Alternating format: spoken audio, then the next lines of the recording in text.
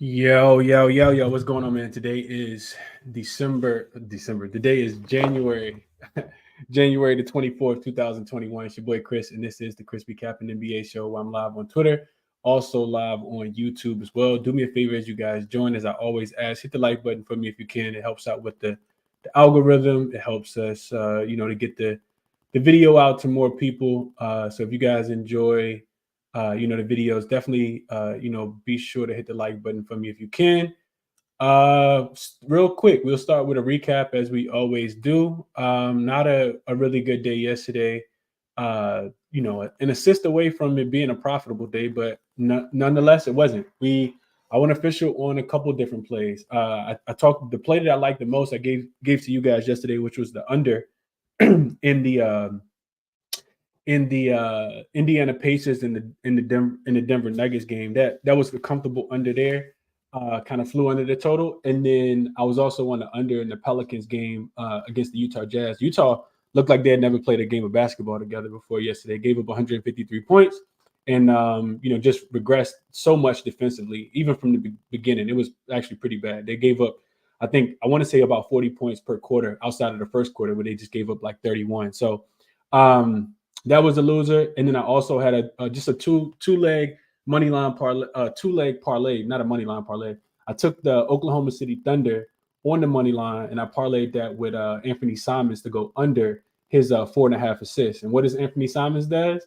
He goes out and gets 5 assists in the first half and has no more assists for the rest of the game. So, that's the way betting goes sometimes. I love the looks, though, and, hopefully we can kind of get it back today, man. It's a couple spots that I really, really like today. So we just going to jump right into it.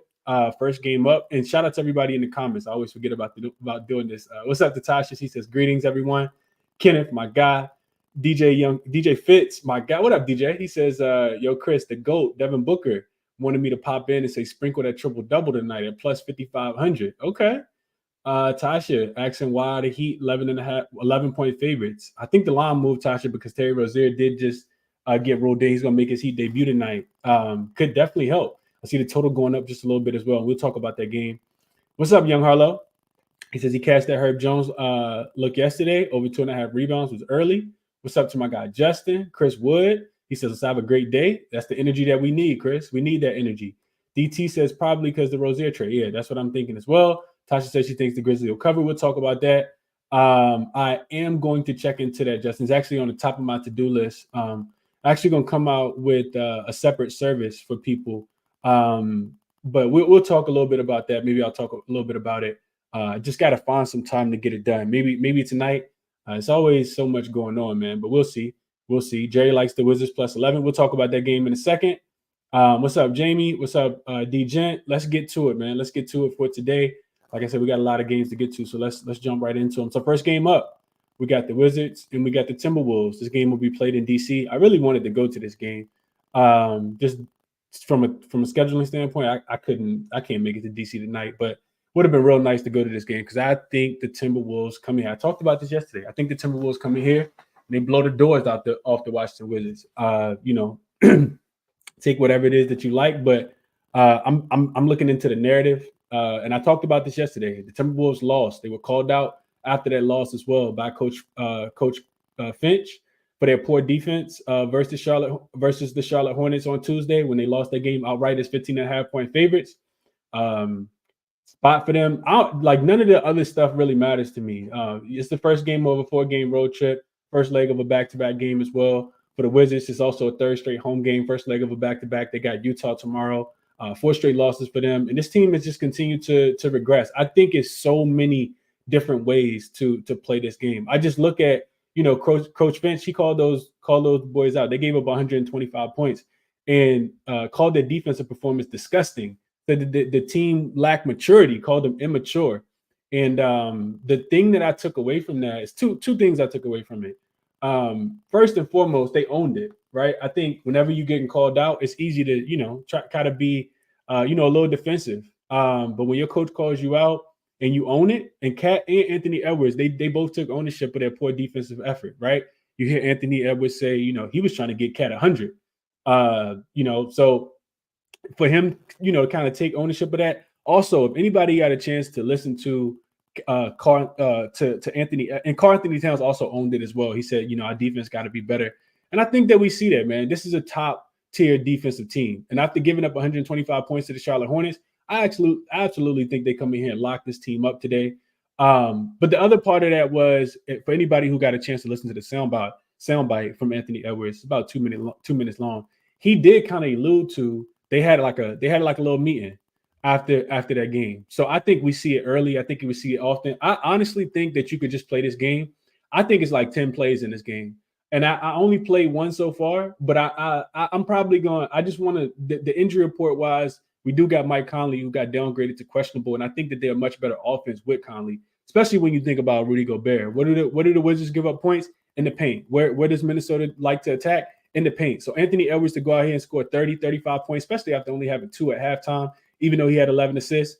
I think that's in play. It's so many different ways you can attack this game, but the way I chose to play it was the Washington team total under 108.5, minus 110 over on BetMGM.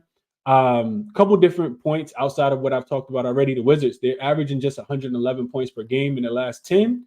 So you just need them to be held under 3 in this spot. That's in January. They're shooting just 45%, 35% from the three-point line. And 7 of those 10 games, they've actually been held under their team total as well. And they haven't even been playing against great defensive teams, like this Minnesota Timberwolves team. From a trend perspective, the Timberwolves are in a spot where they lost as a double-digit favorite and they're rested. So since 2018, teams with at least 1 day of rest that lost as a double-digit home favorite, and then they're double-digit favorites again. They're 13-5 to the under. That's 62.2%. A lot of those teams that's going under are the opposing teams total. And that's the way I chose to play it, man. We cashed on, this Washington Wizards team to go under in their last, not in their last matchup, but in a couple matchups ago against the New York Knicks. And I think we see that same level of intensity from this Minnesota team. So give me Washington team total to go under. 108.5 is official play. It's still 109 as well. Shout out to one of the YouTube members who's like, "Hey Chris, it's a 109 over on Bet365." And for some reason, that didn't populate when I was looking at the odds jam screen. But you get the 109.5 if you got Bet365. I played it at 108.5. The Wizards might not score 105 points today. I really don't. And I think it's early, and I think it's often as well. And that's what I alluded to yesterday. So I'm gonna just let you guys know it's not gonna be official, but I'm gonna be indebted in this game. Minnesota first quarter minus the 3.5. I'm gonna play that.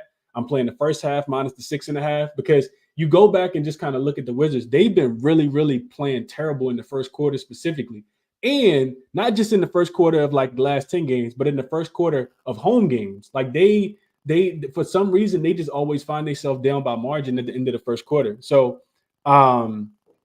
I just want to be involved in that. I want to be involved in the Minnesota Timberwolves bouncing back in the spot. So top look, like I said, team total under, but I couldn't talk anybody off. Washington first quarter, first half team totals to go under. Like I said, Minnesota first quarter against the spread, first half against the spread, full game against the spread. I'm not with the Wizards plus the 11 today. If you are, don't let me talk you off. Somebody got a cash, somebody not. But I'm on Minnesota today. Heavy on Minnesota today. Also, a couple player props. I think it only makes sense that Jordan Poole continues to go under. I think he had like 4 points in his last game against Denver, and it makes sense, right? He did have a couple good games, but when you think about Minnesota, they got pretty good guards, right? Like we think about Jaden McDaniels, we think about Anthony Edwards. If they're locked in on defense, Jordan Poole might shoot the ball 3 times a day and go for 5 points. So, or might not even go for that. So I like Jordan Poole to go under. I know the number's dropping. I think it's 15.5. I'm probably sprinkling on that. Rudy Gobert to go over his rebounds. I think this is a game where he could have 16, 17, 18 rebounds. I know he's done so 2 of the last 3 games against his team. So I like Rudy Gobert to go over his rebounds. And then it makes sense that we get some regression from Karl Anthony Towns. So whatever his points prop is, I haven't even looked at that, but I do like Karl Anthony Towns to go under his points prop as well. So I honestly think you could just play this game and you can make a ton of money today, like outside of the other games, especially with the tanking teams. Like they not gonna necessarily come to play anyway. But rest disadvantage, both team on first leg of back-to-back. I really don't care. I'm on the Timberwolves in this spot. Like them a lot as well. Let's go to the chat real quick. Jamie says, riding with you on the Wizards team total under. Let's get it today. DJen says, I think I used all my luck yesterday. Good side on the hook on the Nuggets and the Knicks. Yeah, you probably did because I don't know if neither one of those teams was supposed to cover. Jokic hit an impressive walk up 3-pointer. And then, you seen some late heroics from the New York Knicks as well to pull off that win. They weren't supposed to win or cover that game yesterday, but shout out to the Knicks backers and the Nuggets backers. You either got to push. If you got in with the Nuggets early because that line opened at 3 before Halliburton got ruled out, you definitely cashed it. Blazers team total under. We're going to talk about that, DJ. I like it. I like it a lot. We're going to talk about it in a second. I actually just handicapped that game a little bit more in depth. Coop says T-Wolves or nothing for him. I'm with you there. Arthur says, hello, Chris. Wolves first half. I like it. -6.5. I like the Wolves first half. Not going to be official plays, but I'm on the Wolves today, man. I'm howling with the Wolves like my guy Jay Money said. Tariq says, what's up, Chris? I parlayed the Timberwolves with another team. I could not talk you off. Hopefully you parlayed it with the right team. What up, Dwight? Jimmy says, I'm on the Timberwolves -6 and 6.5 in the first half. Let's get it, Chris. Tasha says, Wolves, I can't do it. They lost to Charlotte. I'll take the Wizards on this one. We'll see how it goes, Tasha. I like those bounce back spots, though. We'll see how it goes. What's up, JT? And then Estat says, what's up, Chris? And what's up to the chat? Appreciate you being here, Estat. We're about to get into your Miami Heat. I'm interested to know your thoughts there as well, as they are now laying 11 points on the road. So we got one more game before we get there. And I actually like this game a lot as well. And that game is going to be the Detroit Pistons.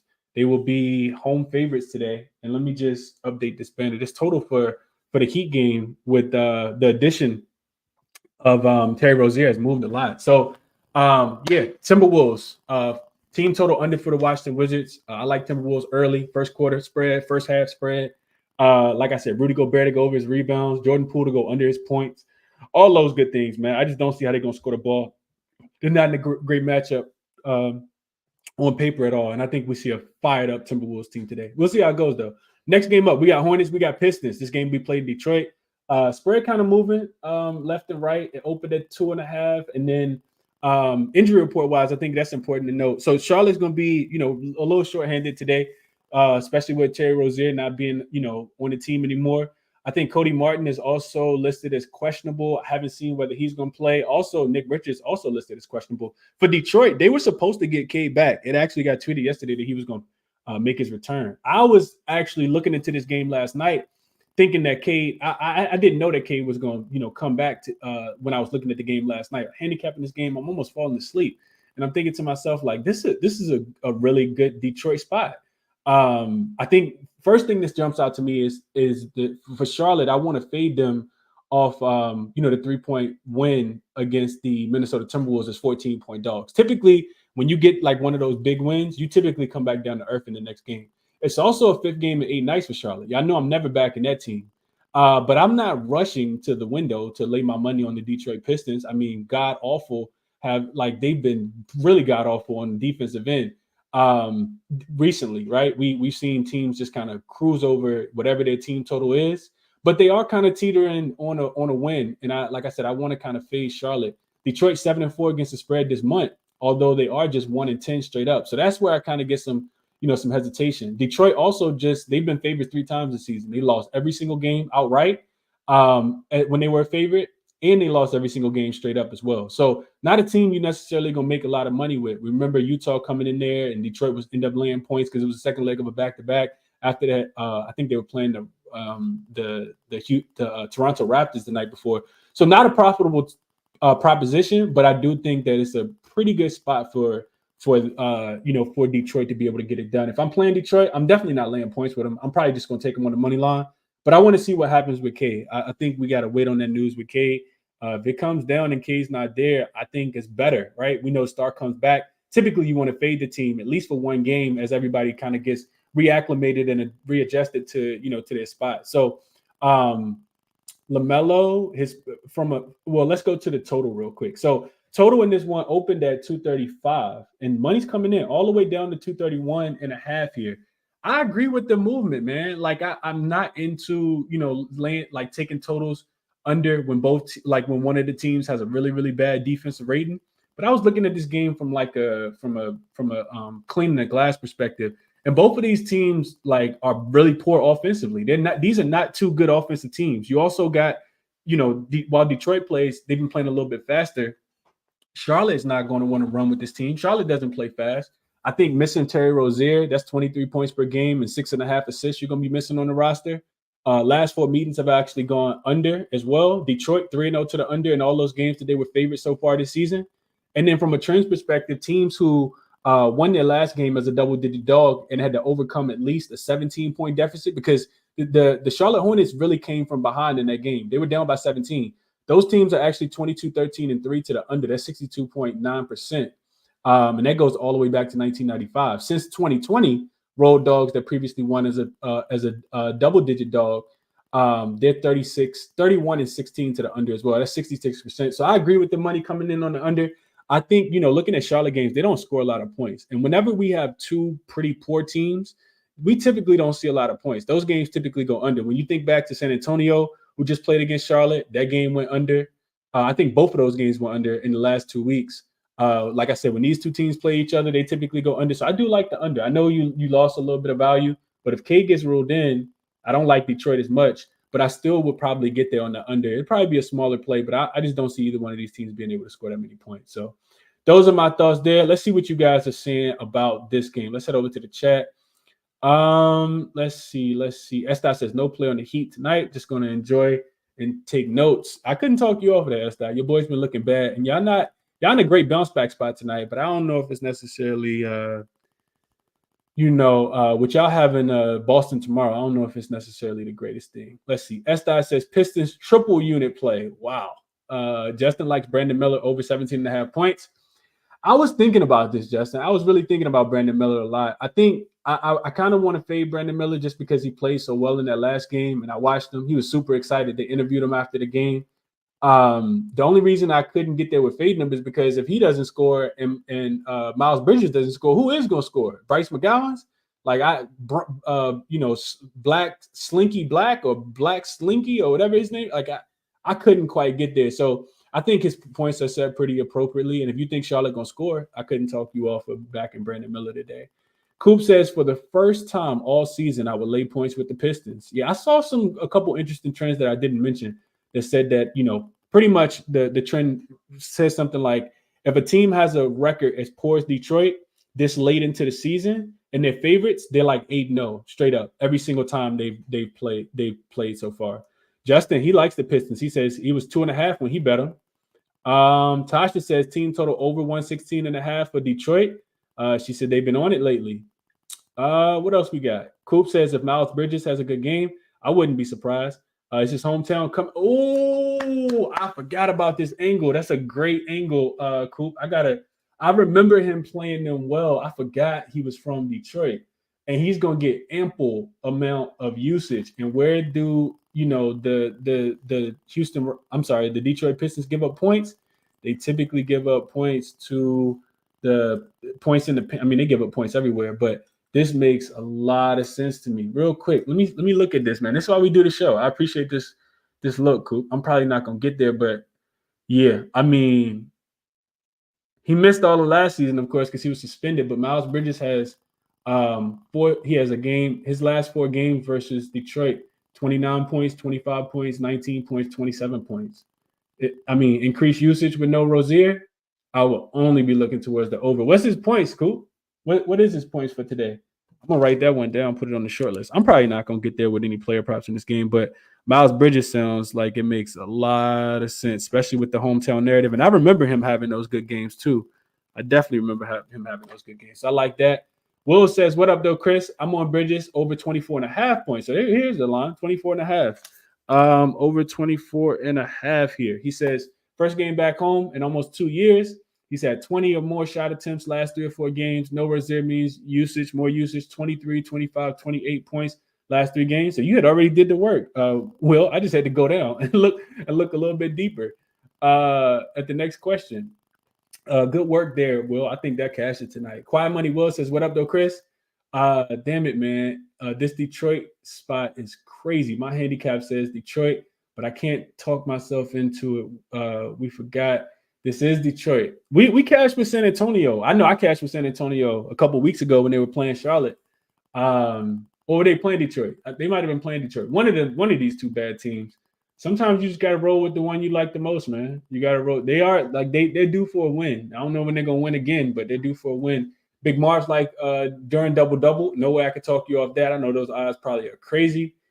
Brandon Brown says Melo over his points, rebounds, and assists. I know the line going to be super inflated. Really just going to depend on if, other guys are making shots, because I definitely think he gets the points tonight, Brandon. Cannot talk you off there. Vaughn says during rebounds, it's a ladder spot for him. He's laddering them up. Kenneth says he likes the rebound ladder. Tariq says he took Detroit on the money line, not breaking the bank, though. So he's going light. That makes a lot of sense. Makes a lot of sense, I think, to go pretty light. Cade is out, Marcus says. I didn't see that. Okay. Oh, yeah, Cade just got rolled out. So that total is going to go down. As we're talking about the game, imagine that. That total is going to go down. Appreciate you, Marcus, for shouting that out over on Twitter, for DMing me that. Yeah, I just saw it. So, Cade, yeah, that total is going to go down. I like if you want to get on the under, you probably want to get there now. And, probably be Detroit money line for me. When the dust settles, like it's at 2 right now, I'll take the money line, probably minus 120-ish, minus 130, probably minus 120. I like Detroit on the money line in this spot. Leaky Black is the kid's name. Yeah, Leaky Black, man. Shout out to Leaky, North Carolina. Leaky Black. Jared says probably going to get there with Bridges over 23.5. He is from Flint, hasn't played at the crib in two years. A lot of people was on this already. I didn't see that.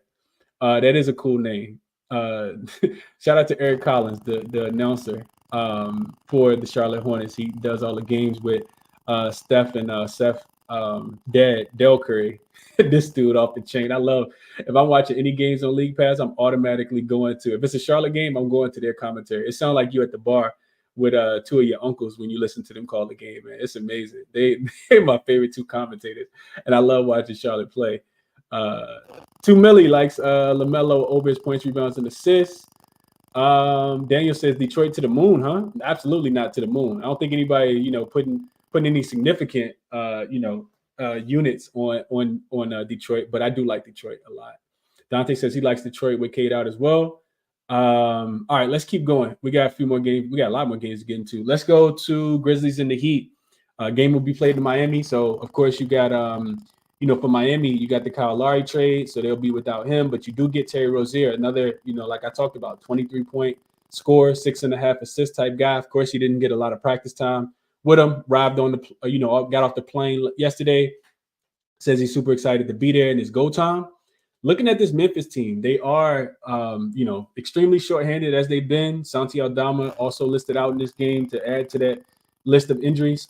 It is they for some reason Memphis they just cover on the road though. They're 5-5 against the spread in their last 10, 13-11 against the spread on the road. Fourth and final game of this road trip. And looking at them defensively, top 10 defensively, which is crazy.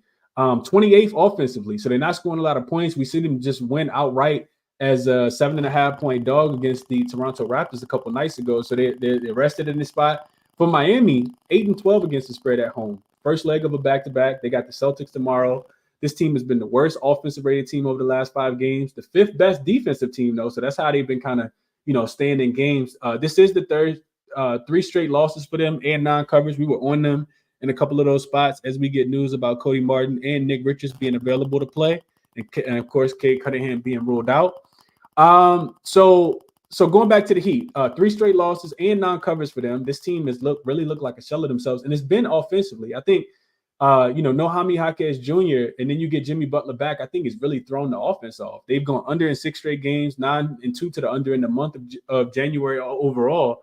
And like I talked about this already with the first leg of a back-to-back. So under, even though Terry Rozier is ruled in, is the only way I could look in this game. Both of these teams are bottom 10 in pace. I just kind of went over defensive rating and offensive ratings. I do think that, Miami kind of desperately needing to win. They can hold this they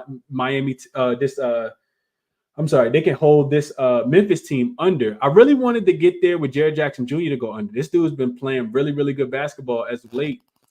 We know Bam is a top level, center and top level rim protector. So looking at the head-to-head matchups, though, Bam has actually played really good against Jared Jackson Jr. has played really, really good against Bam. So I couldn't quite get there. Like I kind of wanted to do it, but I'm not sure. I think Miami probably wants the game tomorrow a little bit more than they want the game today. I was trying to find a way to kind of back that up. So one of the things I looked at, I didn't really get any results, but just kind of take you guys through my thought process. I looked at double-digit home favorites playing a non-conference game. This game, of course, is non-conference. So double-digit home favorites in a non-conference game playing against a team that has a win percentage of 45% or less. So you're playing against a pretty bad team. Your next game is a conference game. You're on the first leg of a back-to-back, and you play a really good opponent. So 55% win percentage or better. This says first quarter and it says first half for the Miami Heat tonight. It says that they come out and they play pretty well. It's a pretty long sample, and I got them at 32 and 21. So that's 60% says that Miami wins and covers. There's a 5-point margin in the first quarter and a 6-point margin in the second quarter. So maybe Miami Heat first half in this spot based on this trend. It makes a lot of sense. These trends also go towards the over, even though I wouldn't take the over in this game. It looks like more recently, last 4 or 5 years, these games are trending towards the under. So I do kind of lean Heat. I think that they can get right in this spot, but I don't want to get there because I need to see how Terry Rozier plays in the offense. So no play for me. I lean towards the under, even though Terry Rozier is there. And then I'm definitely not laying the big number. But if I wanted Miami, I would get on them early, probably first quarter, first half, and stay away from that, the second half. Miami has not been a profitable team in the full game, laying these big numbers, especially at home. So I wouldn't be able to do that with them, especially with the Grizzlies playing some pretty inspiring basketball lately. So those are my thoughts. Let's see.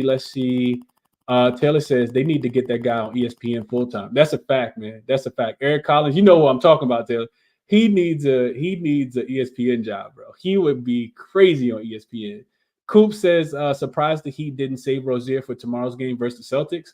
That could prove to be a more desperation spot, Coop. Or maybe they want to have like some chemistry and some camaraderie with them tonight so that they can play them for tomorrow as well. Who's to say that they even take that game serious tomorrow? Second leg of a back-to-back, you might see somebody rest, honestly. We know that the Heat, they don't really care about the regular season like that. And that's one of the reasons why Mike Conley is listed as out.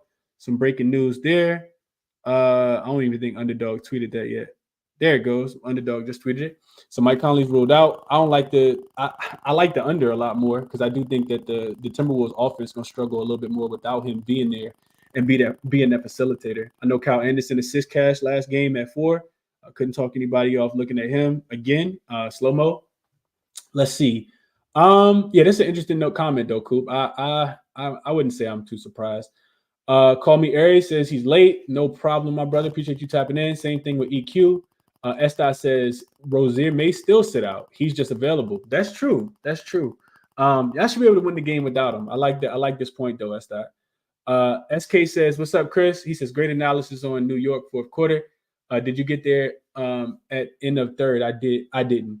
I actually did, SK. I didn't give this out, which is why I don't take credit for it, but I did play the team. I played the full team total to go under last night. Got it at 111.5, but I couldn't get it out quick enough because if I give out bets, I like to give them out like to the members and to to Twitter. I like to give out bets at halftime.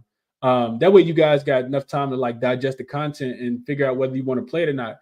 If I give y'all a bet at the end of the third quarter to take for the rest of the game, y'all literally got like 30 seconds to put it in because the games happen so fast. So I did get there, but I mean, it's nothing to brag about.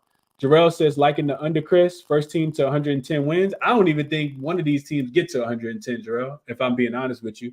I don't think Memphis team total, I think, is like 104.5. I don't think they score 100 points tonight. Brandon Brown says he likes Hero over his points, since Rozier is ruled in, he says he's going to back off a little bit. Jared reminding us that Conley got ruled out. Tariq says, Chris, if you don't mind, back to the Pistons. Why was the line at minus 142 this morning? Now it's dropped to minus 132, even with K ruled out. So you're gonna get a better line without K. When the books set the line, they set it for K being available. Is the way I kind of interpret it, because K got ruled in. They said that he was going to be available to play yesterday during the evening. So that was already baked. K being in baked the line a little bit, and that's why it was minus 142. Now, it makes sense. K's a really good player, probably the second best player on the floor with him and LaMelo. And if he's going out, it makes sense that line kind of dropped. But now, guys like Jaden Ivey, guys like Alex Burke off the bench, Kevin Knox, like these guys don't necessarily have to adjust their role as much. So I like it even more now. Like the Detroit side even more. and you can pay less. You don't have to pay as much for Detroit. So I will be getting on Detroit. Let's see what I can find a line at real quick. The best number for Detroit on the money line. I just want to fade the Hornets. Like I said, off the win. I see minus 130. It looks like it's the best number. Minus 130 on Unibet and a minus 130 on FanDuel. So yeah, I haven't placed it yet, but I'll probably get there on Detroit. Let's keep going.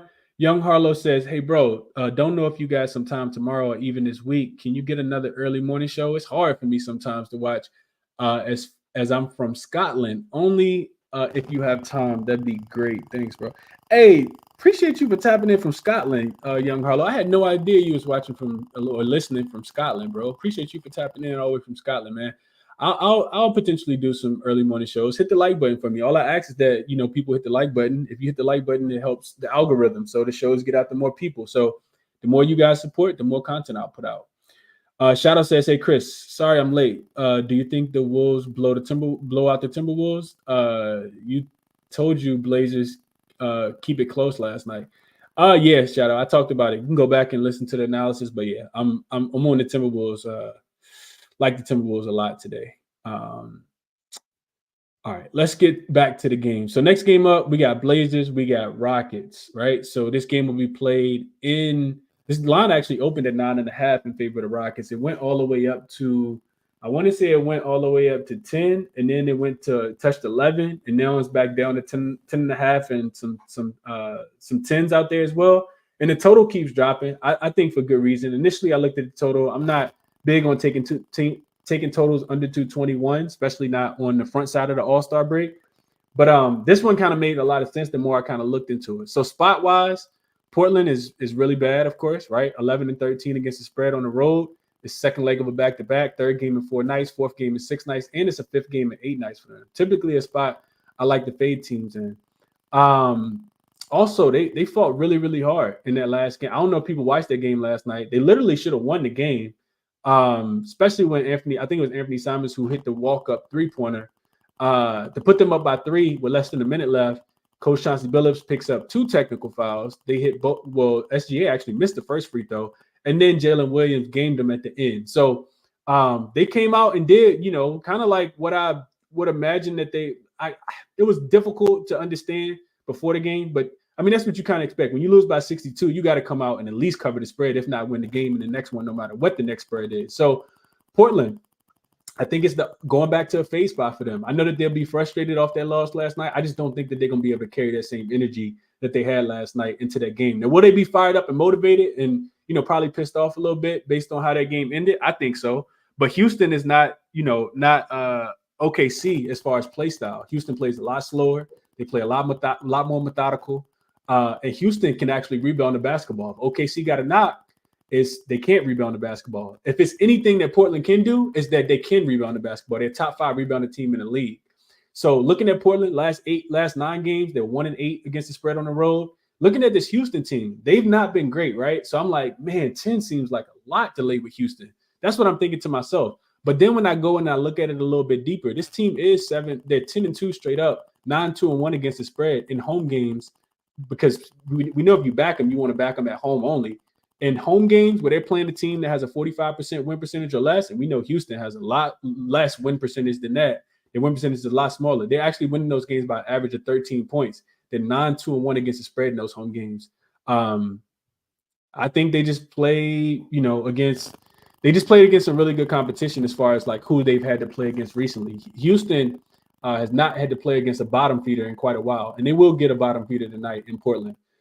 Like I said, going back to the point, I think Portland exerted a lot of energy last night, and I think it'll show up versus a rested team. This is a back-to-back versus the team that had 2 days of rest.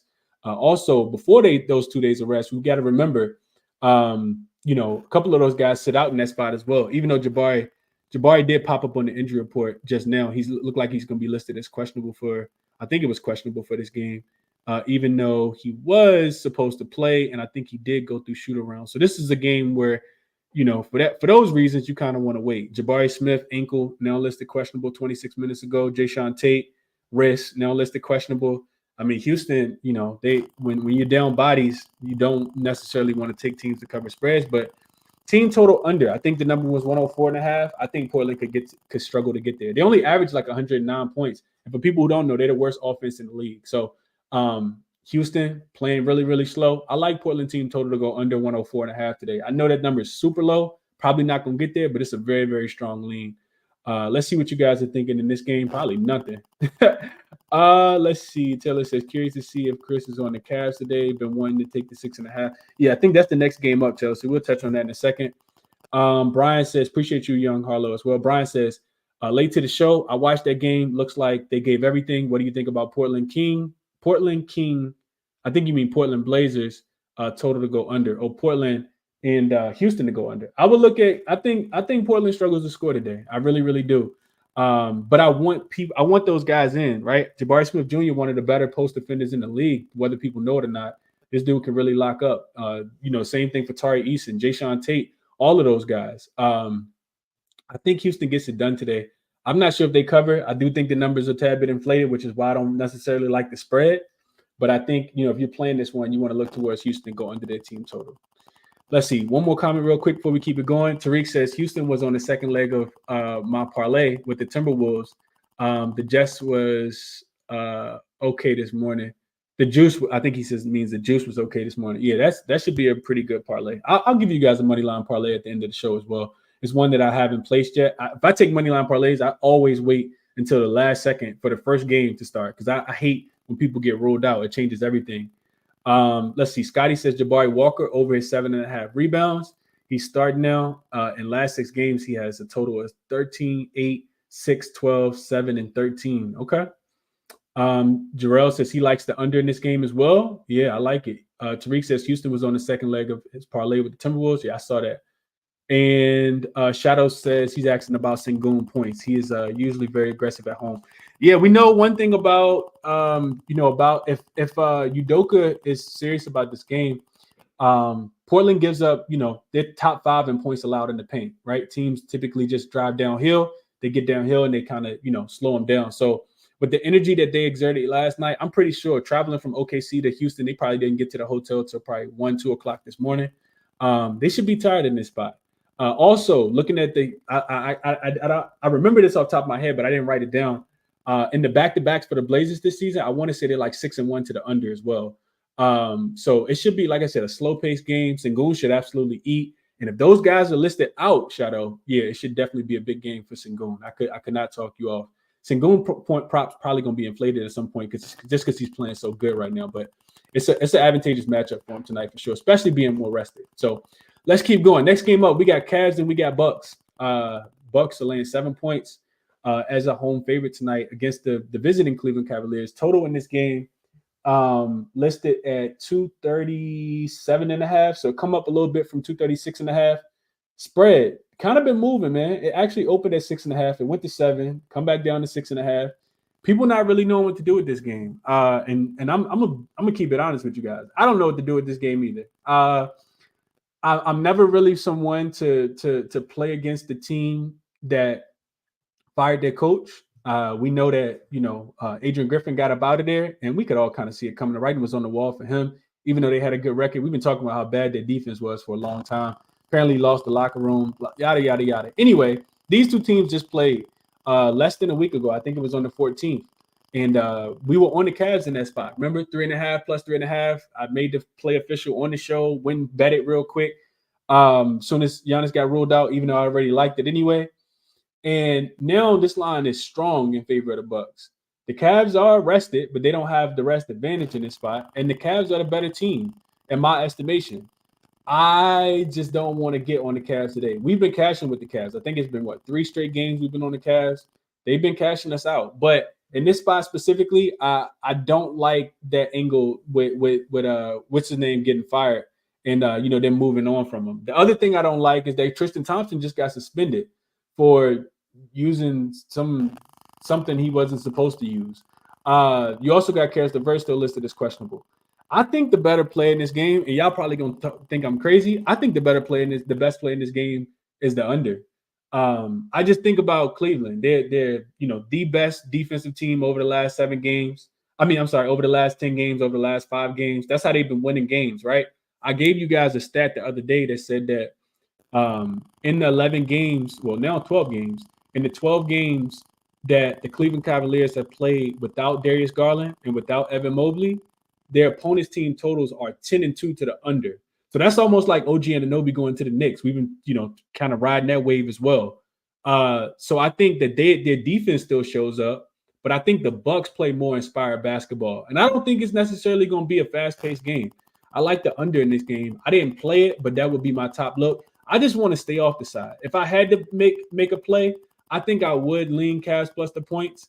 I think that there's a way that the Bucks could win this game and the Cavs could still cover, because I still don't think the Bucks defense is just going to magically get better just because they fired their coach.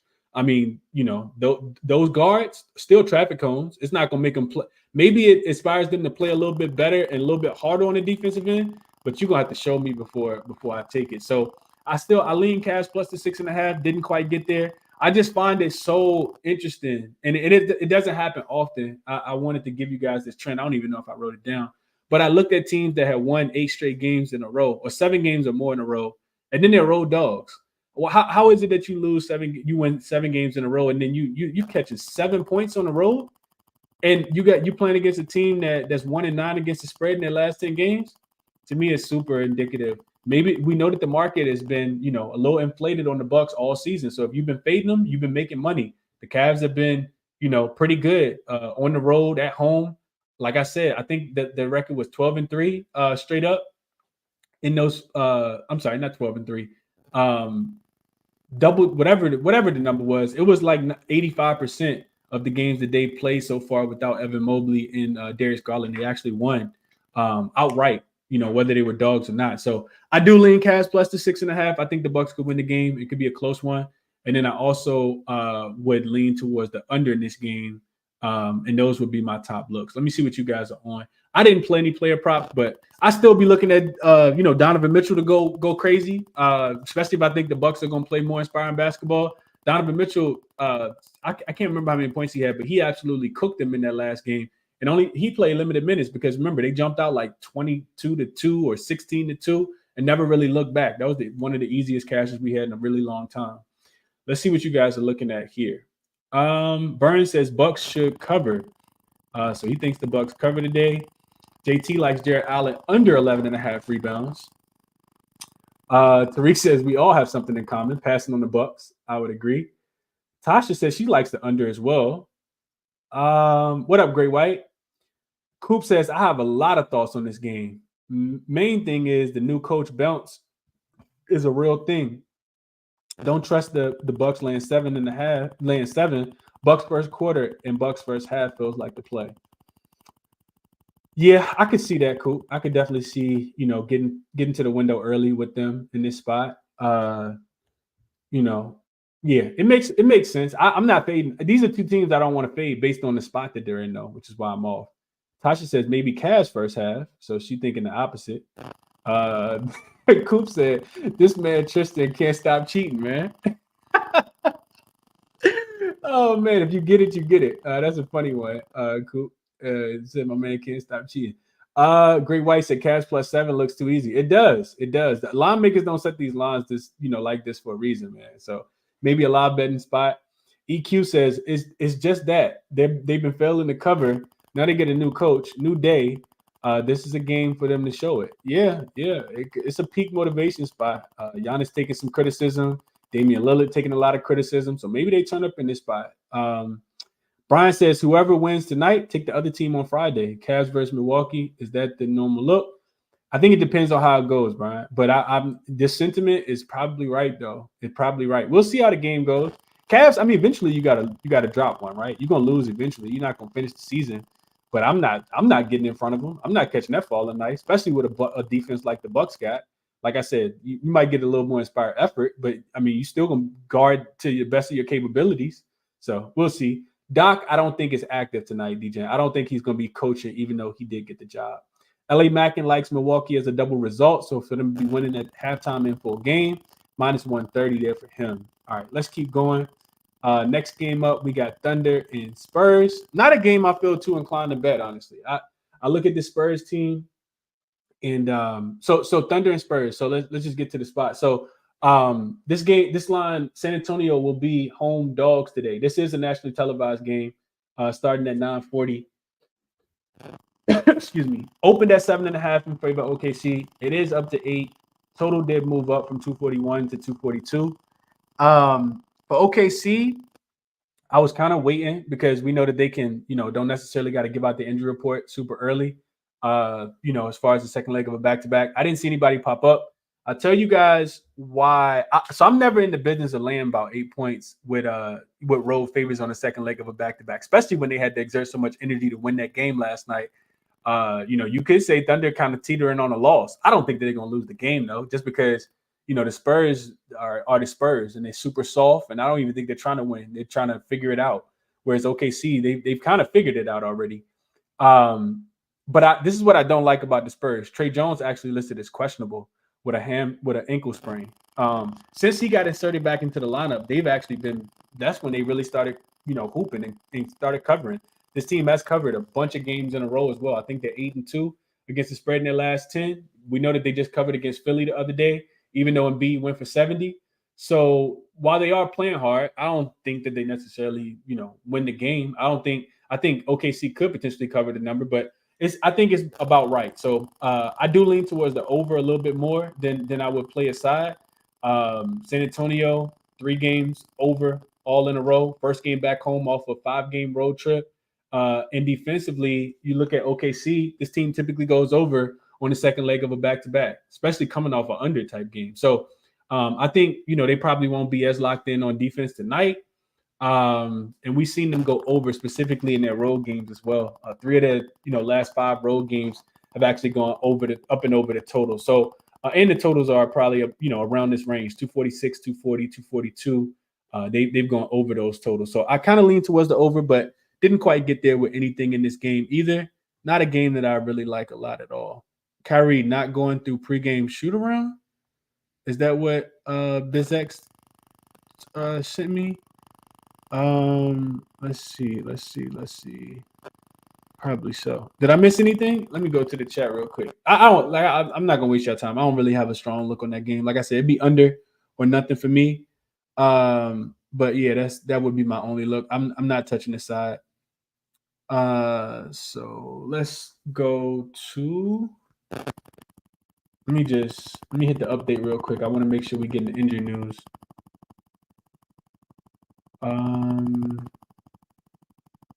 What did we get? Did I miss something? Probably so. I hate doing the show at this time of the day for this specific reason. So Kyrie thumb not going through pregame warmups at his usual time Wednesday. We'll update. All right, we'll talk about that game in a second. I didn't bet that one either, just because they definitely trying to kill us with the injury report there. Let's see what y'all liking in this spot. Let's see. Jarrell says, "Damn, Chris, Heat Grizz went down a whopping 5 points on a total. Fishy to me now." It didn't go down. It opened at 214.5. It's 215. It didn't go down. It went back up. I don't think it went down. I saw it as low as 212. Maybe I missed something. Coop says, favorite play of the day. J-Dub, points, rebounds, and assists, over 27.5. Said he's been a beast so far in 2024. Has a great track record performing on the road, and young enough to withstand the back-to-back. Couldn't talk you off of that look at all, Coop. J-Dub has been hooping. He hit that game winner last night. I'm watching like, I thought he was gonna miss it. Fading to his left. It was cash. Yeah. That stuff like that instills confidence in you for sure. And you're playing against the Spurs. That's enough too. They don't got no defenders. Daniel says Spurs were out here covering first quarter, first halves a little while ago. That ship is sailed. I think OKC blitzes them and wins the first quarter by 6+. They actually covered against San Antonio. I'm sorry, San Antonio. They covered against Philly on Tuesday. In that was that Monday or Tuesday? That was Monday. They covered Monday. Remember, they had the lead, I think, at the end of the first quarter in Philly, Daniel. So I wouldn't say the ship is sailed too much yet, but I couldn't talk you off. OKC, they play hard. They will play SGA the first 12 minutes of the game, but Embiid played the first 12 minutes of the game last game as well. I like I said, I don't know what to do with that game, man. JT likes Devin Vassell under his 17.5 points. Dante says Spurs cover every first half at home on national TV this season. Yeah, that's what I'm thinking. I'm thinking more so Spurs early, but OKC late maybe. I don't know. Like I said, I feel like I'm guessing, so I'm not strong on it at all. Great White says Spurs are a strong first half team. OKC might be a strong live look for the second half if the Spurs have the lead and are only down a couple of points, but Spurs in the second half are bad. That's a fact. They just run out of gas. They're not a team that scores that many points. Kind of like what we talked about yesterday with Brooklyn. Brooklyn just runs out of gas in the second half as well. I think a lot of it goes to like, just you got to have like a certain amount of reps, right? Like you got to have that. And I think a lot of these young teams don't. Like they don't have reps in the fourth quarter. So I couldn't talk you off. Brandon Brown likes Jalen Williams over 23.5 points and assists as well. Tariq says he passed on this game. LA Mackin says Houston, Miami, Milwaukee, Minnesota, OKC, double result plus 727. So for each one of those teams be winning at the first quarter and the first half, that's you can need a lot of stuff to go right. That's like winning 8 bets. One of those teams start off slow, you done, you cook. But best of luck if you get there. Shadow says I'm too naive thinking Chet versus Wemby will going to take a lot of shots and battle it out on ESPN. I would agree with this. I know I didn't mention it, but I did look into this angle as well. I'll go through it just a tad bit in a second. I'll give you guys my thoughts there. Daniel says, yeah, they got a couple, but they've been getting cooked for the most part in 2024. Okay.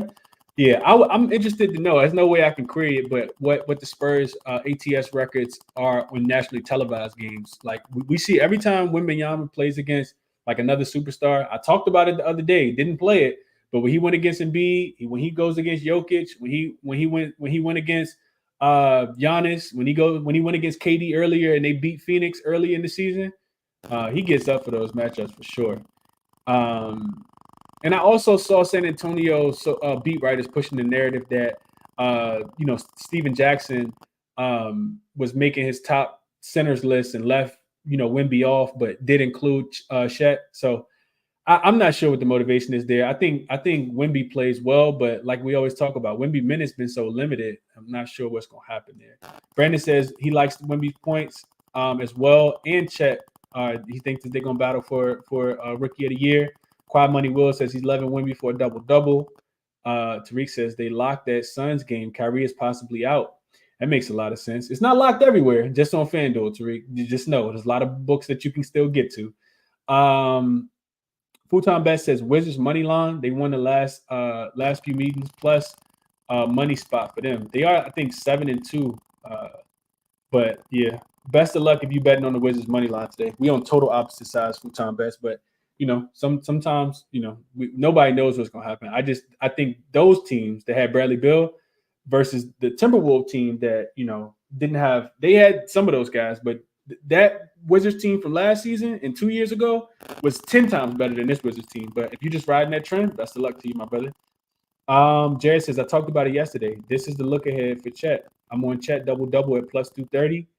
And he likes Chet over 16.5 points. I remember you mentioned this yesterday, Jared. Best of luck to you tonight, my brother.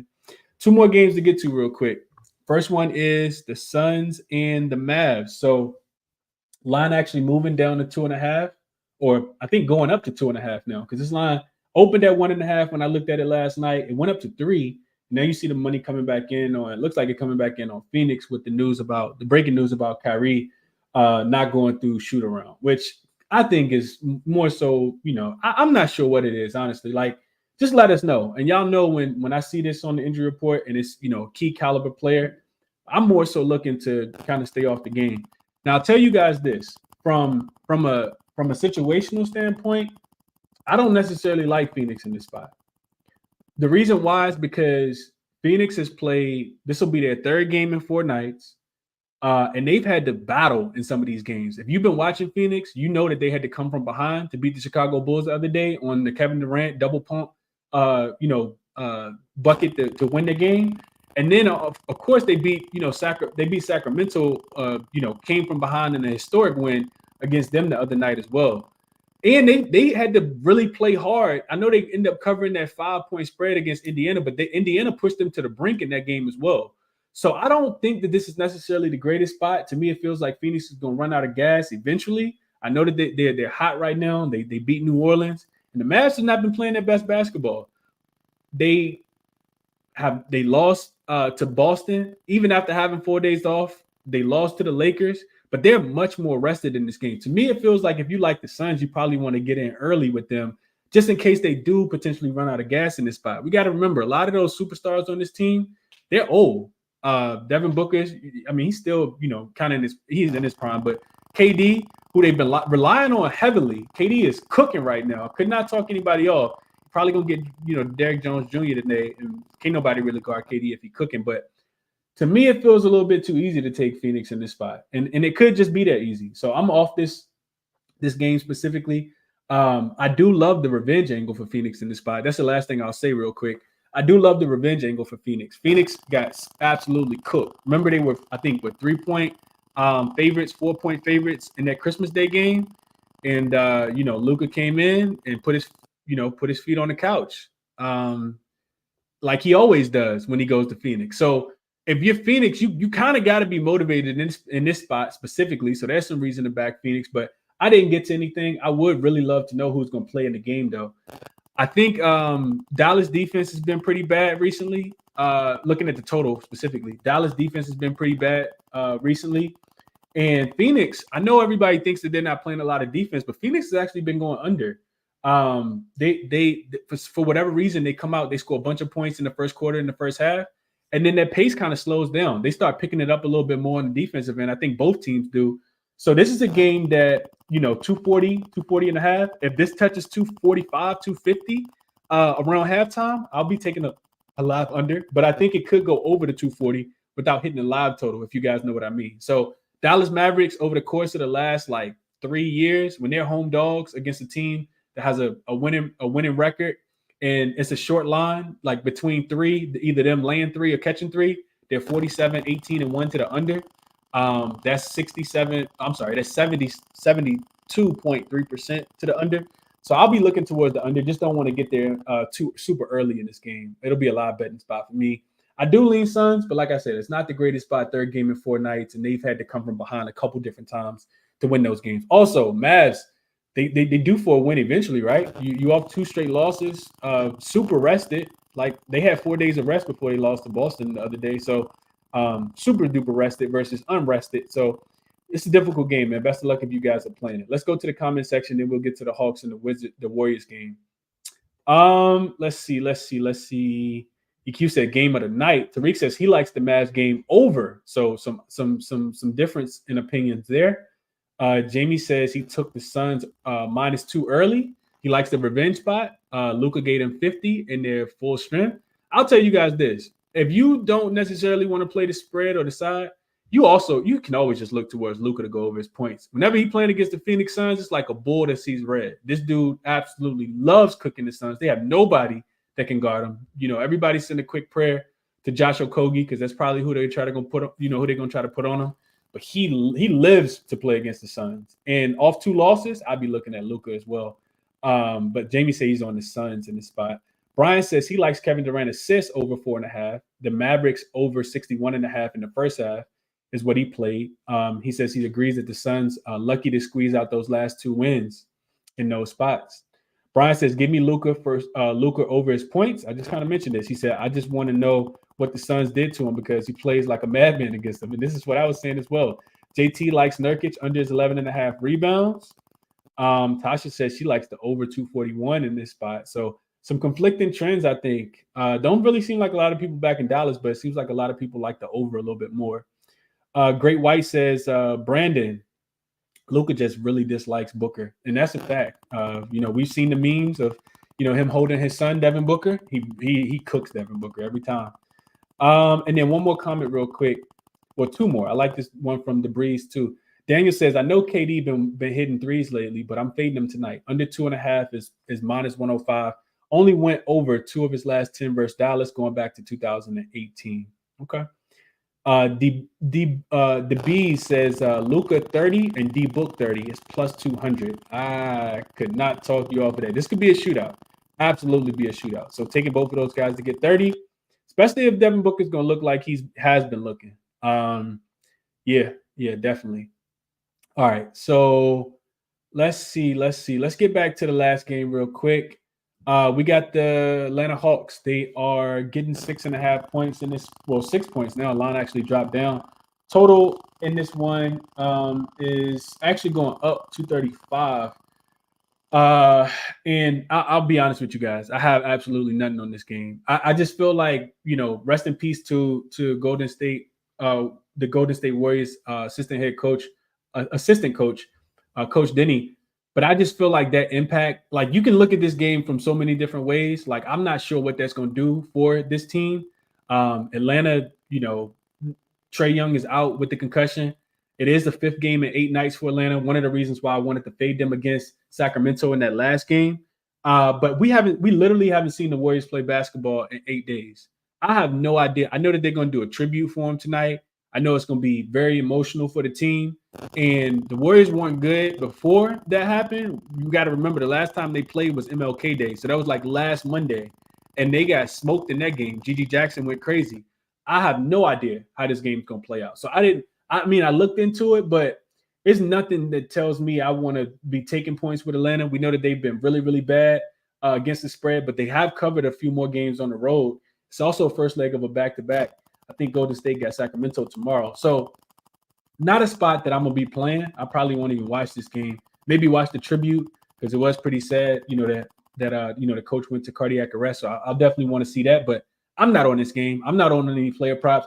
It really wouldn't surprise me if Golden State came out and they were super rusty because, Atlanta has been, we got to remember, Atlanta's been one of the better defensive teams, and that game did go under, even though nobody really wanted to get there with an under in a Kings game. That game did go under, and it really wouldn't surprise me if this game went under. I know that the total's moving in the opposite direction, but if Golden State's going to look rusty, because they haven't had a lot of time to practice and play and, get shots up and things of that nature, they could potentially be fatigued and, have tired legs towards the end of this game because they haven't played in a while. 8 days without playing a game is a super long time. So I kind of lean towards the under, but it's more so just because of that.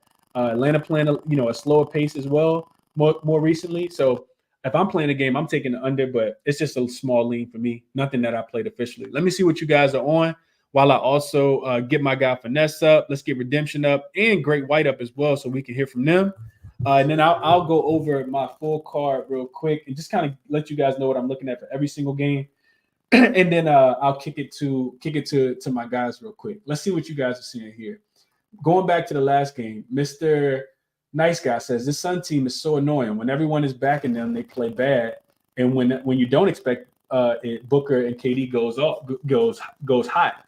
I would agree. They were dogs last week when they were playing against the Pelicans, and I was on the Pelicans, and now they're favorites, right? So I'm not sure what to do with the game. A lot of these games that have these really good games, like when you get two really elite teams, it's okay to watch those games and not really have a bet. Everybody wants to feel like they were right, at the end of the day. But if you take something live or don't play it at all, that's totally fine. And I feel that way. I used to feel like I had to bet, that Boston and Dallas game the other day. It was a crazy spot, and I didn't really like either. I could kind of make arguments for both. So I agree with you there. And I think this is another game where Dallas kind of needs a win. Suns have been hot, not the greatest spot for the Suns, but they do have revenge. To me, it's just too many back and forth, too many pushes and pulls in either way. Quiet Money Will said, what do you think about DeJounte Murray rebounds and assists? I'll be looking at this. We know that he's been cooking on the trade block, really just been cooking. He for one, is not playing his first game in 8 days. This is the fifth game in 8 days for DeJounte Murray. He's been leading that team and no Trae Young. I'll still be looking at DeJounte in this spot. Dante says Wizards first to 10 points is minus 135, so he thinks they come out hot. DB says, gotta think Golden State plays all out tonight for the coach, but tough spot with 8 days off. Yeah, I can see it kind of going both ways, man. It could be a super flat spot, not a flat spot, but I'm talking about all that emotion. It don't translate to a win every single time. So I just think that that's something to look at. Tariq, I agree with this point. He says yes. He said I'm a pass as well. I don't want to see I do want to see Golden State win tonight. I think the win would be important. Maybe the refs are in. They kind of fix the game for them. I'm not sure what happens. Like I said, didn't really. When I knew that they were going to play again, I was like, yeah, I'm going to be off of their first game, just not really knowing what's going to happen. Vaughn says, don't know what to expect from the Golden State game, so he's off of it as well. Tariq says, Pistons don't let me down. Oh man, he ran for a miracle, Tariq, but I'm right there with you. I like him as well. Will says, I really like the under in this spot. Hawks haven't hit 110 in 7 straight games. Warriors could be rusty in play with some newfound energy. Draymond probably been trying to get them back on board. I would agree. That's what I said, Will. Under or nothing for me in this spot. Call Me Aries says, with Conley out, do you think Ian is going to be the facilitator again? Yeah, no, hold on. I think he is Aries, but I also think that Anthony Edwards going crazy. Whatever I forgot to mention this when I was talking about this earlier. Whatever Anthony Edwards' first quarter points is, and I only play first quarter points. Whatever his first quarter points is, after coming off a game where he shot the ball one time in the first half, was 0 for 1 and had 2 points from the free throw line, I'd be looking at Anthony Edwards to bounce back. If you watch the post game interview, they asked him, was it hard, facilitating and not taking shots? And he said, damn right it was. So yeah, Anthony Edwards' first quarter points is a really, really good look. Tasha likes Golden State team total over. She's leaning more towards the over. And Great White says Kyrie might get rolled out. Line only moved to a half to 1 point. Pin in your book. Suns backers should be wary about that. And then last comment, Estar says, just like me watching the Heat game tonight, I'll sit on the sidelines tonight too. Should they cover? Yep, but I can't push it. I'm with you, Estar. Don't got to force it, man. Don't got to force it. So let's get into the top looks on the board for today. Going back through the whole card.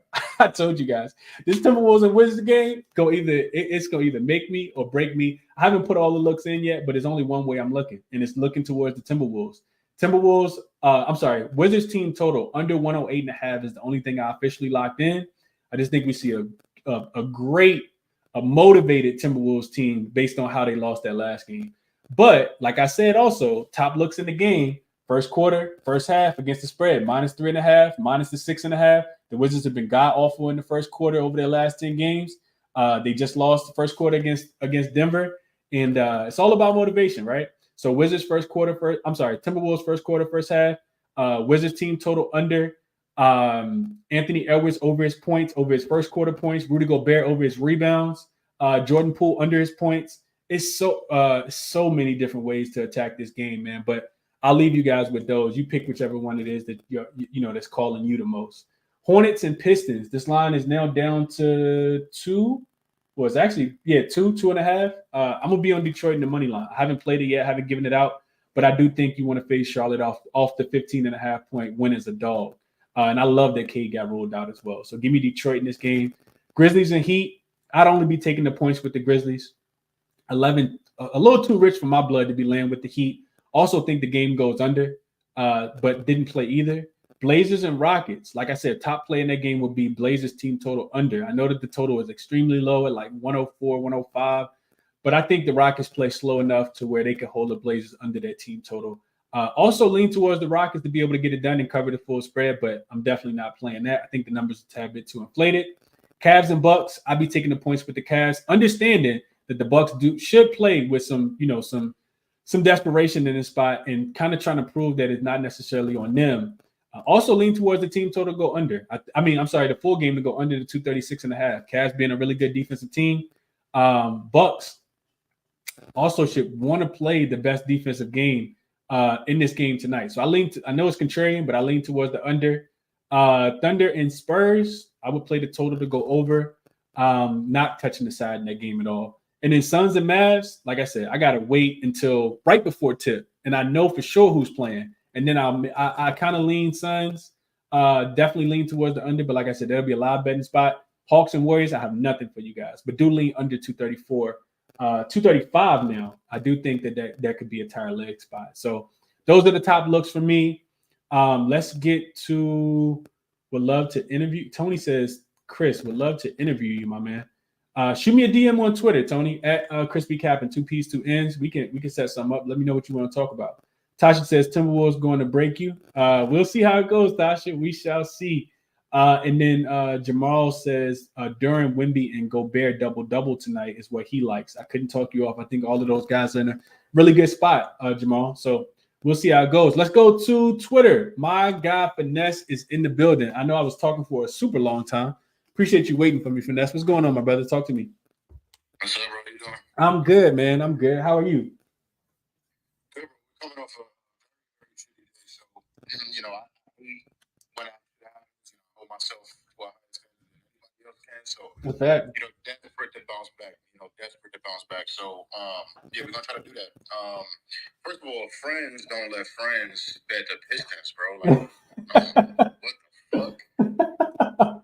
No, so look, the only way you can talk me off in this is if you got a bet on Charlotte. Do you? No. Okay, well, there we go. Then she's. I'm wrong with you. Holy fuck. Yeah. So let's get into it. I'll be quick. So starting with Wemby, over 32.5 points and rebounds. You talked about it. I don't dig too much into those motivational spots, but obviously, playing Chet, he seems to get up for those, either if the game is on TV, TNT game, or if it's, a good matchup with some stars on the other side. So, rookie of the year chase, all of that good stuff, narrative based.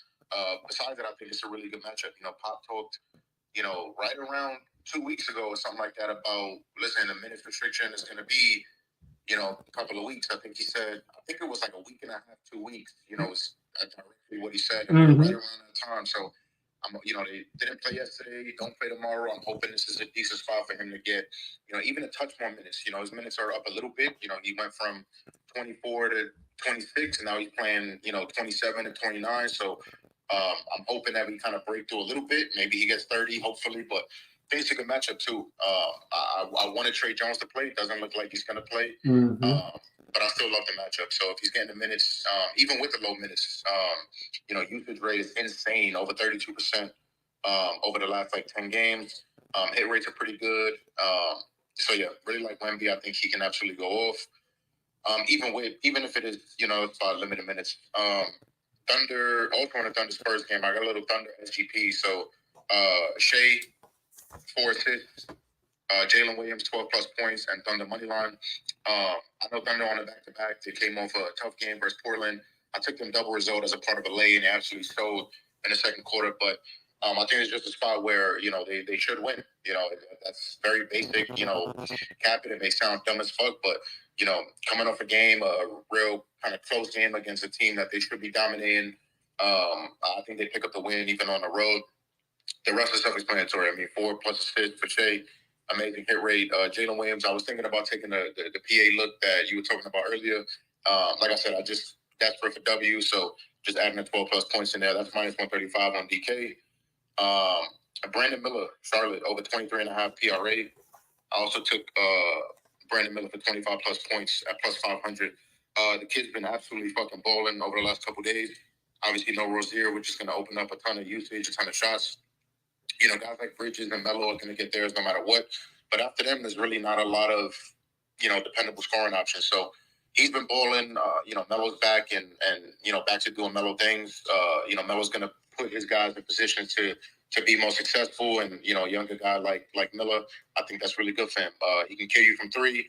His midi range is deadly. Like, his pull-up midi range is amazing. He got like he got like a little Paul George to him, don't he? For that.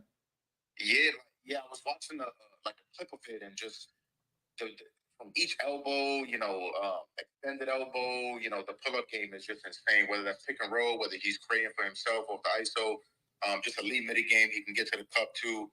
Pretty good finish at the cup. So I think this is a spot where again, can't ask for a much better matchup in terms of the Pistons. So expect it to be a high-scoring game.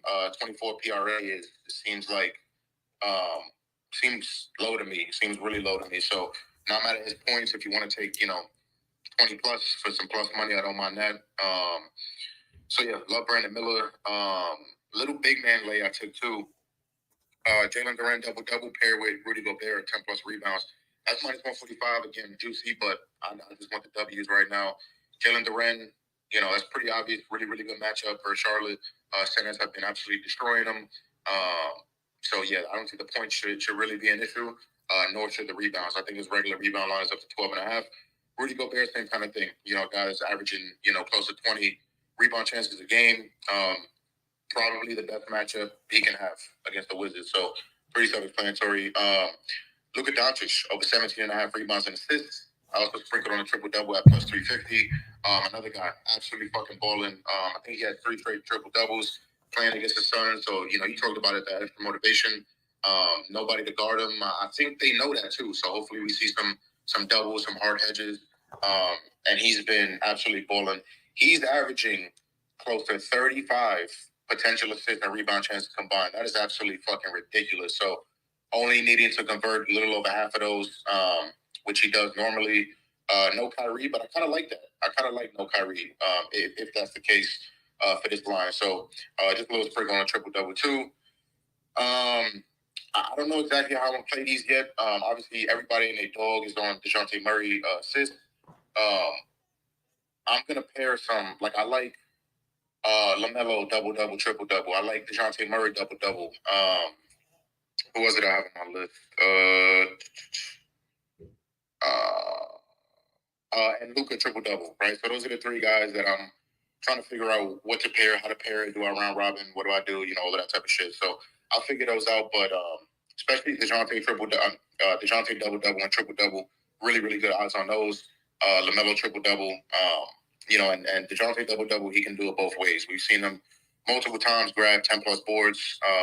You know, he can do it the way, so I like that as a little bit of protection. So, yeah, trying to keep it short. Like I said, need a bounce-back day. So, yeah, that's it. Wemby, 32.5 points and rebounds.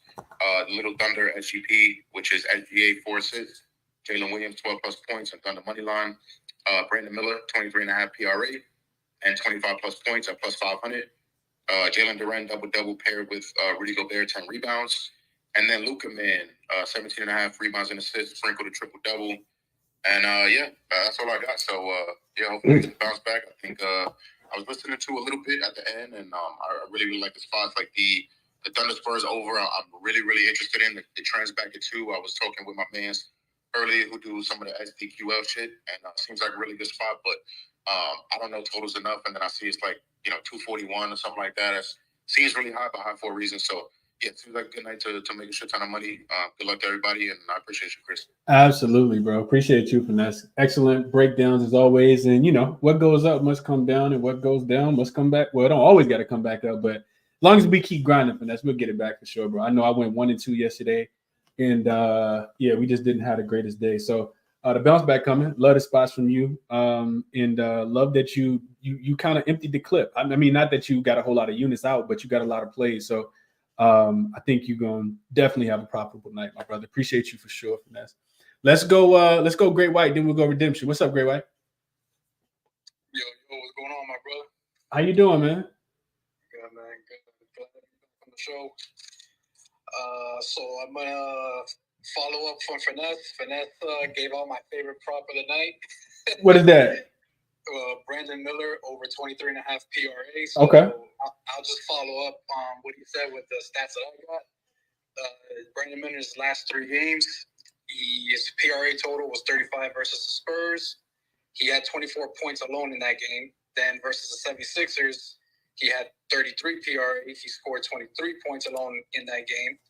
And he had 32 versus the Wolves in his PRA, and he scored 27 in that game. So just points alone, he's pretty much been clearing this PRA.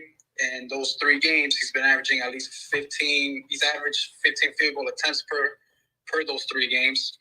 Detroit, so far in 2024, in 11 games, they've been allowing 129 points per game. So there should be plenty of opportunity for Brandon Miller to get his tonight versus a bad defensive team. And we also know that his last 3 games, his usage has gone up. And now that Rozier's gone and got traded to, you know, my Miami Heat, his usage is going to go up even more.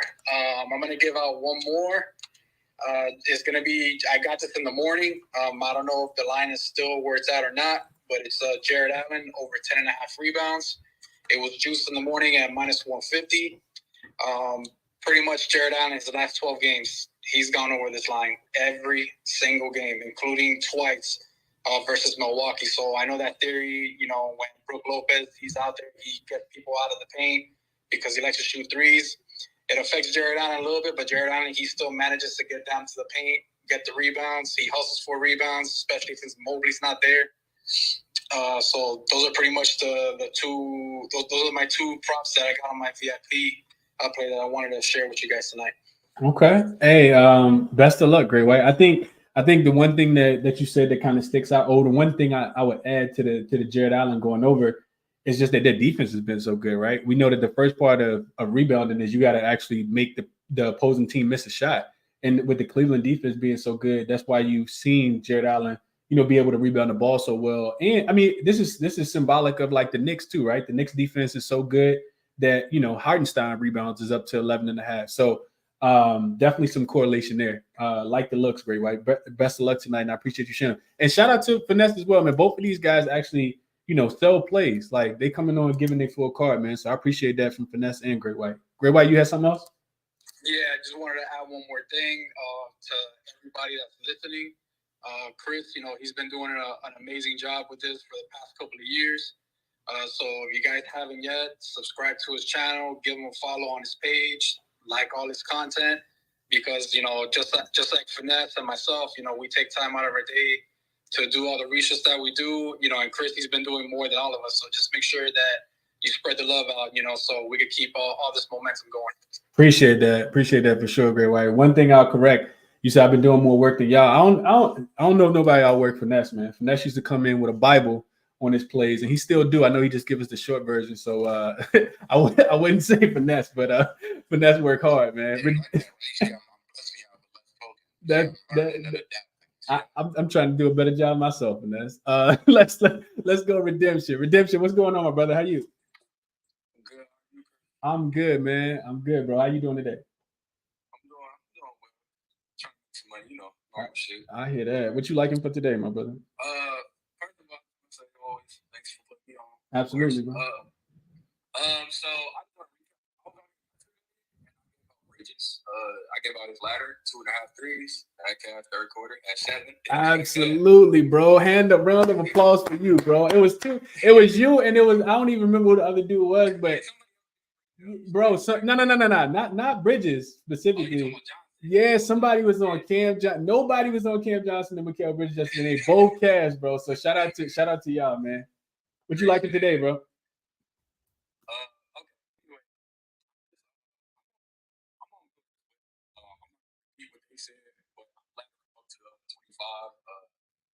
He had 20 the last lot, to be honest. So yeah, I'm on Miller as well. But since everybody's on Miller, I give a lot of once. Okay. So I know people like that. I hit a couple. So if anybody look at my pin tweet, I did some crazy shit. So okay. But anyway, here goes my lotto. So 25 to win. So you got to build it, and then 20 in a win, and then 30 in a win, and it's like plus 2,800.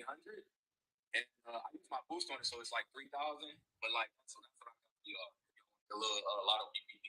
Okay, so it's KD 25 in the win, and then Brandon Miller 20 in the win. 20 in the win, and then the last leg was Steph to score 30 in the win. 30 in the win. Okay, plus 3,000 with a boost. Okay, hey, I know people like these lottos, bro. I'd be ready to cry when the lotto don't hit, bro. That's why I don't play them. But shout out to the people who play them and cash them profitably. He hit that one more three. I swear to God, I won like $6,000 on this shit, bro. I was too hyped. I was doing the time with him. I probably would have been too, bro. Hey, best of luck, Redemption. Appreciate you sharing the looks, man. Absolutely, sure. Bro. Absolutely. I think that's it, man. I don't see anybody else. And I like the Brandon Miller look. I think everybody on Brandon Miller, but he should cash today. I like the Brandon Miller look. I think the pivot, though, if you don't want to, it sounds like a lot of people like Brandon Miller. I couldn't talk anybody off. Would be Bridges, though. Looking at Miles Bridges, him being back in Flint, back close to Flint, whatever his points line is. But I like Detroit tonight, man. I know it sounds icky, but, icky plays cash too. So we'll see how it goes. Let's see, real quick, going back to the comments. Jamal says that man did his homework. Pretty sure he's talking about Finesse there. And EQ says spread the love. And then John says Bucks line is a trap. Take the Bucks. And Triple B says Suns start a 7 games in 11 days road trip tonight. Brutal. Yeah, they'll regress. It'll be some bad spots for them, Triple B. So I like that you looked into this already. Like I said, they're already in pretty bad spot because they've been playing so many games, even though they've been at home. But it's just how they've been having to win these games is the spot that I don't like for tonight's game. But it is what it is. Uncle Elroy, I think you gave out a window yesterday as well, my brother. What's going on with you? boy. What's the word, man? How's everybody doing? Good, man. Good. How about yourself? Good, bro. Can't complain. Just wanted to give you some leans. Also wanted to take credit on that Cam Johnson. Kind of seemed that was going to happen with that narrative with the Julius Randle. You called it. You definitely called it, bro. What you liking today? Today, I really like a couple plays, like just leans, narratives-based things. LaMelo really loves Detroit. I don't know if y'all know that, but he really loves Detroit music. That's his swagger, his persona kind of vibe. I think he's going to come up and show up. He probably might get a double-double. People are on the PRAs, I see. But I really like the double-double stat, or his assist is at +9.5, at plus money. Okay. I like that a lot. And also, I like Bridges to go off too, but that's not my favorite lean. My other favorite lean is going to be the DeJounte Murray double-double. Okay. Plus 175. I feel like he's going to get up for this game, just like you've mentioned. He's in the trade talks, trade rumors. You got to keep that play alive. So I think he's going to go off too. Okay. So DeJounte double-double, and then looking at who was the first one you just said? Oh, LaMelo. Looking at LaMelo. Okay. Those are my only real narratives that I have. Other leans, just to say them, is going to be Jalen Johnson double-double. He's a walking double-double sometimes. He's given the Hawks some good depth. He sometimes comes close to a triple-double as well. And Shai's going to keep this MVP run going, man. I believe in it. Okay. So what would you play on Saturday? Would you play his points? Yeah, points. Yeah, 30 plus.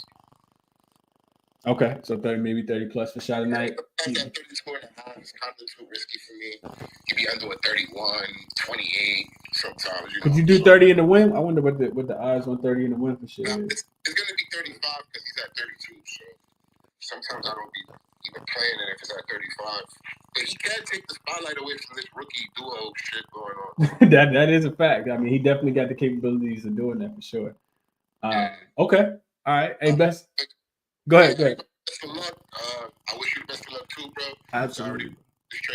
Absolutely, bro. Absolutely, my brother. All right. Best of luck to you as well. Let's wrap it up, man. Like I said, for me, I'm on the Timberwolves tonight, man. I took them. Well, specifically the play I gave out was the Wolves to hold the Washington Wizards under their team total. And I think we absolutely see that now, especially without Mike Conley. To me, that means you have to play a little bit more defense. Just because your offense might be not flowing as smoothly. So I like that team total to go under 108.5. It's still 109.5 available on bet 365 as well. And then I'm gonna take the Pistons. I haven't even took them yet, but I'm gonna take the Pistons on the money line. And then I'm also going to take. I also got some plays I didn't give out, which was just the first half for the Timberwolves as well, -3.5 and -6.5. Those are my other top looks that I really, really like. Lean Cavs Bucks under, Portland team total under 104. Those were also on the short list for today as well. And I'm not going to touch it now, but that Detroit and Charlotte game to go under. Like I said, when two bad teams play, typically they don't score no points. So those are the top looks for today. I'm not going to get there with Grizzlies and Heat, but I do think that the Grizzlies are catching a tad bit too many points. Miami don't cover those big numbers most times. I think the Rockets can cover, but it'd be Blazers team total under. Cavs and the Bucks still lean Cavs, but I think the Bucks could win by 4 or 5, but we'll see how that goes. Spurs Thunder, it'd be over for me. And then Suns Mavs, I'm staying off of that one, but like I said, maybe a live under at halftime because I think the points will come early and then the defense will pick up. Hawks and Warriors, not touching it, probably just watch it. Best of luck to you guys today. I'm out. I'll be back tomorrow. Cindy said, I'm going to ride with you with whatever you like. I'm putting a little extra on tennis, men's Aussie Open. He likes Novik. Okay. Appreciate you, Cynthia. Oh, this Fred. It's Fred. Best of luck to everybody tonight, man. I'm out. I'll catch you guys tomorrow.